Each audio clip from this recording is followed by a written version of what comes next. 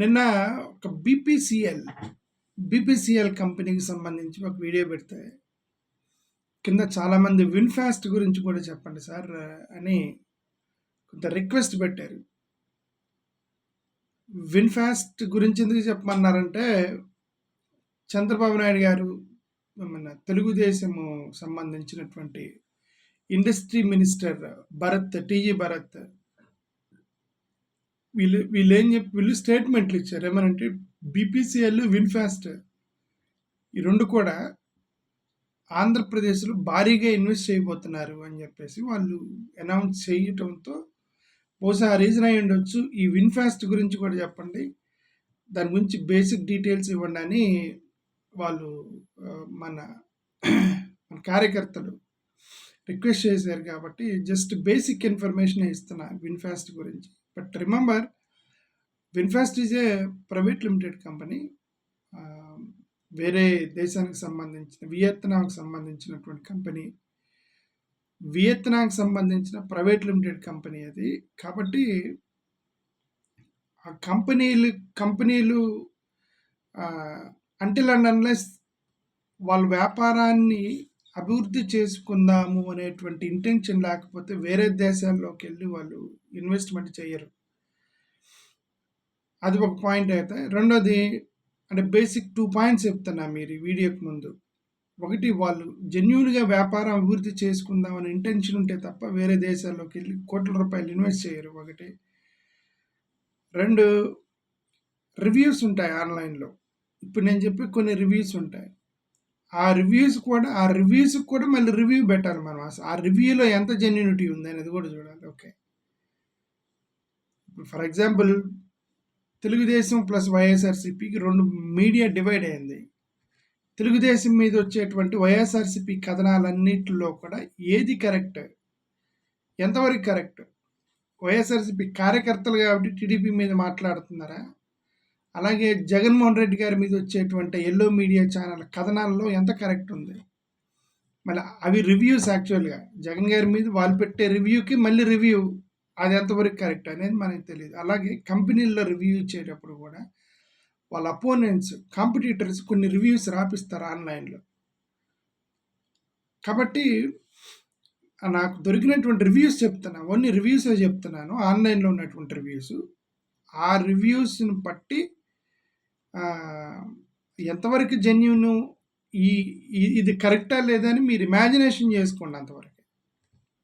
But as for as my knowledge is concern, నేను review మొత్తం చదివితే విన్ఫాస్ట్కి సంబంధించి, VinFast is not such a successful group, అది successful company ఏం కాదు అని ఈ రివ్యూని బట్టి అర్థమైంది నాకు. అంటే ఏది వ్యాపార పరంగా సక్సెస్ఫుల్ కాదు, దాని వెనకపక్కే లావాదేవీలు అవన్నీ మనకు తెలియదు. It's private company. ఓకే, చాలా దేశాల్లో వాళ్ళు పెట్టడానికి ప్రయత్నం చేశారు. యుఎస్లో కూడా ఒక యూనిట్ పెట్టడానికి ప్రయత్నం చేశారు. మన ఆంధ్రప్రదేశ్లో ముందు తమిళనాడుతోటి వాళ్ళు ఆల్రెడీ తమిళనాడుతో కూడా ఒక ఎంఓయూ చేసుకున్నారు స్టాలిన్తో. ఇప్పుడు కమింగ్ టు ఆ పర్టికులర్ కంపెనీ ఏదైతే ఉందో అది విన్ గ్రూప్ అని ఒక కంపెనీ ఉంటుంది ఈ వియత్నాంలో. విన్ గ్రూప్ అనేటువంటి ఈ కంపెనీ ఏదైతే ఉందో వాళ్ళు మేజర్గా రియల్ ఎస్టేట్ కంపెనీ. అక్కడ రియల్ ఎస్టేట్ కంపెనీ వాళ్ళకి గవర్నమెంట్కి క్లోజ్గా ఉండేటువంటి ఒక రియల్ ఎస్టేట్ కంపెనీ, వియత్నాం గవర్నమెంట్కి. కాబట్టి they are highly successful in Vietnam. Real estate projects in Vietnam. ఎందుకంటే అక్కడ గవర్నమెంట్ చీప్గా ల్యాండ్లు ఇవ్వటము రియల్ ఎస్టేట్ ప్రాజెక్టులకి ఇలా చేసిందనమాట అక్కడ వియత్నాం గవర్నమెంట్. ఈ విన్ గ్రూప్కి గవర్నమెంట్ రియల్ ఎస్టేట్ ఇవ్వటం వల్ల వేల కోట్ల రూపాయలు సంపాదించారు. They are the richest group, one of the richest groups in Vietnam. ఈ విన్ గ్రూప్ ఏదైతే ఉందో, ఈ విన్ గ్రూప్ కిందనే దే ఆల్సో స్టార్టెడ్, అంటే వాళ్ళకి రియల్ ఎస్టేట్ వ్యాపారాలు ఉన్నాయి, కొన్ని resorts, restaurants, hotels, 5 star hotels ఇవన్నీ కూడా కట్టారు. హెల్త్ సెక్టార్లో కూడా వాళ్ళకి కంపెనీస్ ఉన్నాయి. నేను ఇది ఒకటి చదువుతున్నాను, ఒక రివ్యూ చదువుతున్నాను, ఫాస్ట్గా రివ్యూ చదువుతున్న వాళ్ళు ఏమని రాశారు. ఈ విన్ గ్రూప్ అనేది వాళ్ళకి చాలా ఉన్నాయంట. Win group has become pervasive. It is a 39 billion real estate and hospitality giant, as well as a massive non-profit organization. The national chain of Winpier luxury resorts, అంటే లగ్జరీ రిసార్ట్స్ ఉన్నాయట. VinWonders amusement parks ఉన్నాయి. Right, Vinhomes residential real estate division with affordable housing, added urban complex with more amenities. Right, Ocean Park ఒకటి ఉంది. Residents flats ఉన్నాయి, high rise flats ఉన్నాయి, lakes, beaches, పార్కులు, outdoor gym equipments, Vincom shopping centres, ఇట్లా చాలా real ఎస్టేట్కి సంబంధించినటువంటి projects win గ్రూప్స్కి ఉన్నాయి. వీళ్ళే ఇప్పుడు ఎలక్ట్రిక్ కార్లు తయారు చేసేటువంటి విన్ ఫాస్ట్ అనేటువంటి కంపెనీ పెట్టి వాళ్ళు ఎక్స్పాన్షన్ ట్రై చేస్తున్నారు.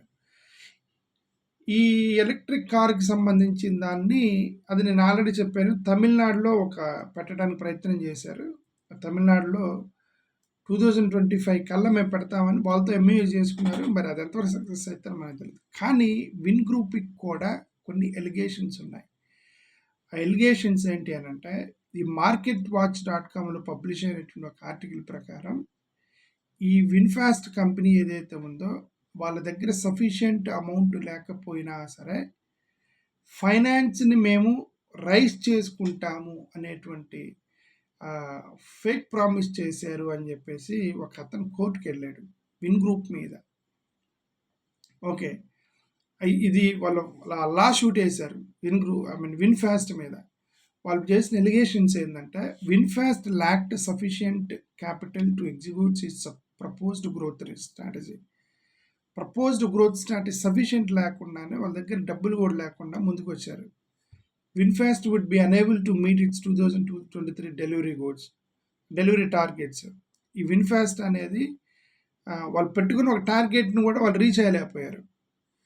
VinFast had overstated the strength of the business model. వాళ్ళకున్న స్ట్రెంగ్త్ కంటే ఎక్కువగా ఓవర్ స్టేట్ చేసుకున్నారు వాళ్ళ ప్రాజెక్ట్ రిపోర్ట్స్లో అన్నింటిలో కూడా. రైట్, ఇట్లాంటి కొన్ని ఎలిగేషన్స్ తోటి ఒక అతను కోర్టులో సూట్ వేసాడు అమెరికాలో. ఎందుకంటే వాళ్ళు అమెరికాలో యూనిట్ పెట్టారు, అక్కడ అమెరికాలో యూనిట్ ఫెయిల్ అయింది. ఇంకొకటి, ఈ విన్ఫాస్ట్ ఏంటంటే యుఎస్లో పెట్టినటువంటి, అంటే యుఎస్లో పెట్టినప్పుడు కూడా దాని మీద బాగా విమర్శలు వచ్చాయి. అంటే వీళ్ళు ఏంటంటే ఒక కంపెనీని ఓవర్ రైజ్ చేస్తున్నారు, ఓవర్ రేట్ చేసుకొని అవతల వాళ్ళకి ఇప్పుడు గవర్నమెంట్కి తప్పుడు లెక్కలు ఇచ్చేసి వెళ్ళిపోతున్నారు అనేటువంటి మేజర్గా రివ్యూస్ వచ్చాయి. దీంట్లో ఒక మేజర్గా ఒక పాయింట్ ఏంటంటే, ఒక చిన్న ఆర్టికల్ చదువుతున్నాను మీకు.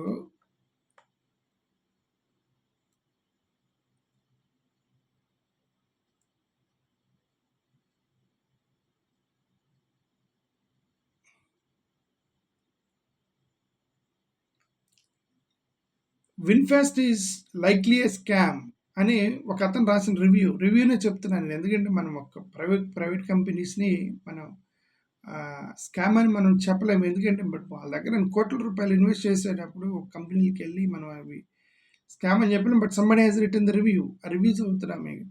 VinFast is likely a scam or to play swindle investor money. నేను మొత్తం లింక్ ఇస్తాను మీకు కావాలి. Okay, investor money. I'm totally surprised by US state giving free money to Vietnam company.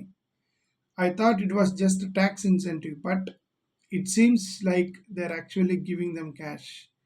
అంటే అమెరికా వీళ్ళకి ట్యాక్స్ ఎగ్జంప్షన్ ఇచ్చింది వియత్నాం ఈ యొక్క ఇన్ఫాస్ట్కి. ఇప్పుడు మన ఆంధ్రప్రదేశ్కి కూడా మనం ఏదో ఒక ట్యాక్స్ ఎగ్జంప్షన్ ఇవ్వాలి వీళ్ళకి.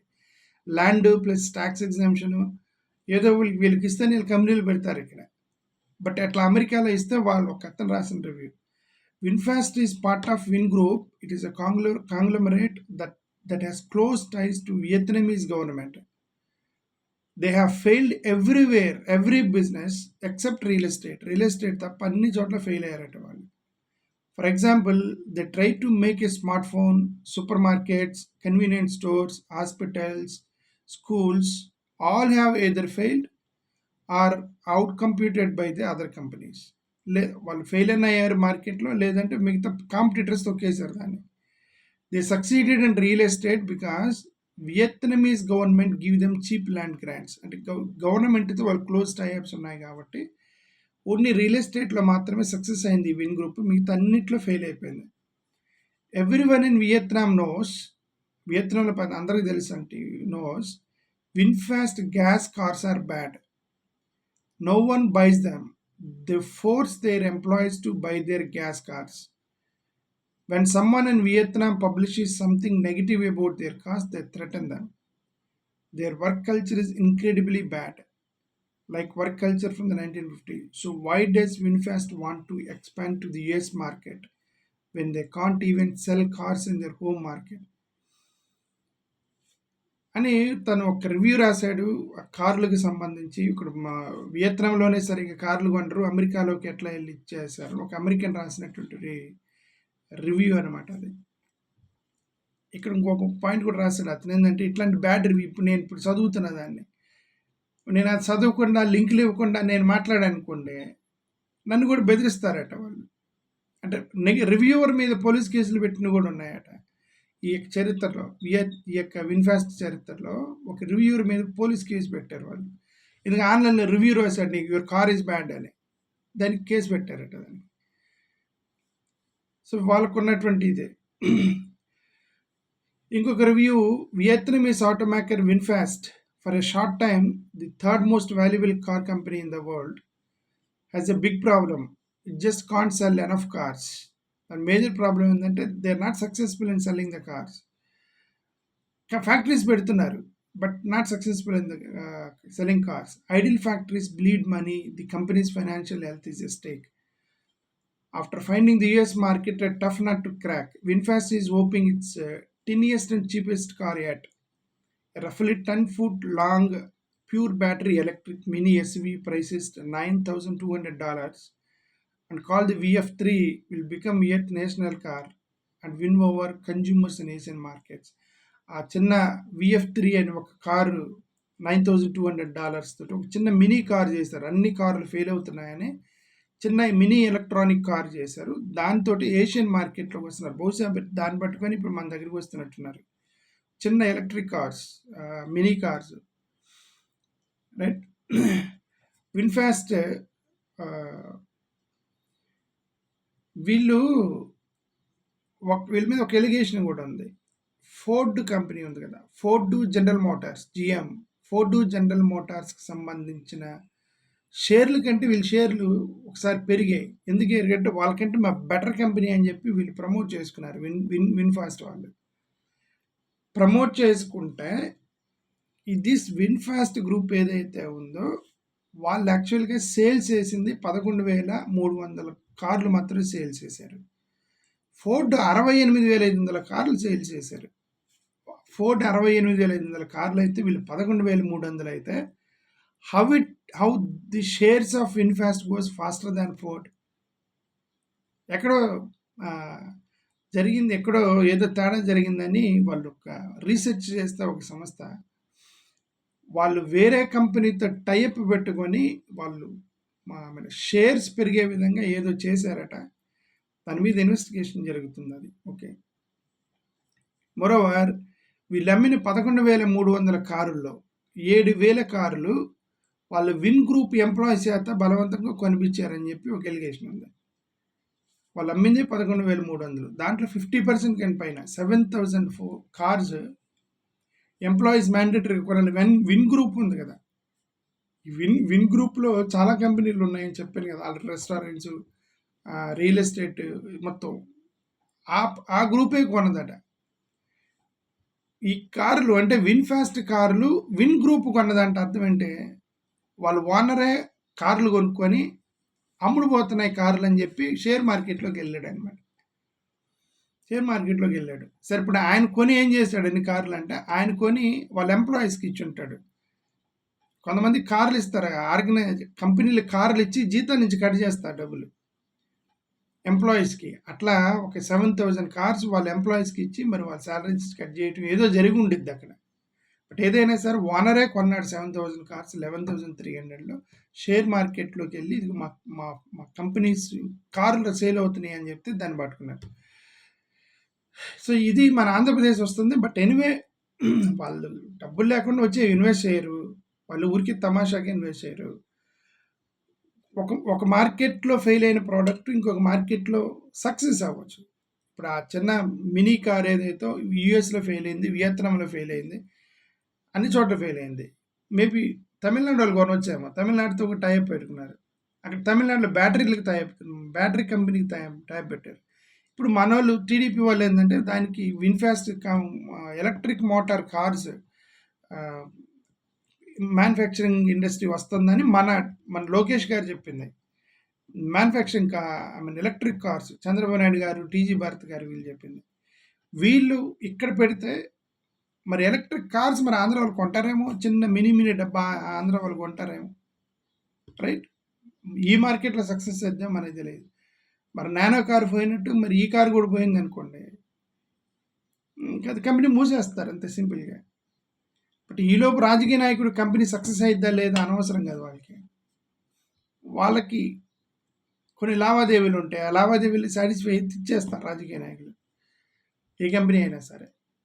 వీళ్ళు రాజకీయ నాయకుడికి ఇది కావాలి, వాళ్ళకేంటంటే ఈ మార్కెట్లో టెస్ట్ చేసుకోవడానికి కొద్దిగా టైం కావాలి, కొద్దిగా ల్యాండ్ కావాలి, కొద్దిగా కన్సెషన్ కావాలి. ఒకవేళ ఈ మార్కెట్లో సక్సెస్ అవుతామని దూకుతారు కంపెనీలు, అక్కడ ఫెయిల్ అయితే మూసుకొని పోతారు. అది జరిగేది అది కంపెనీలు. Okay, thank you.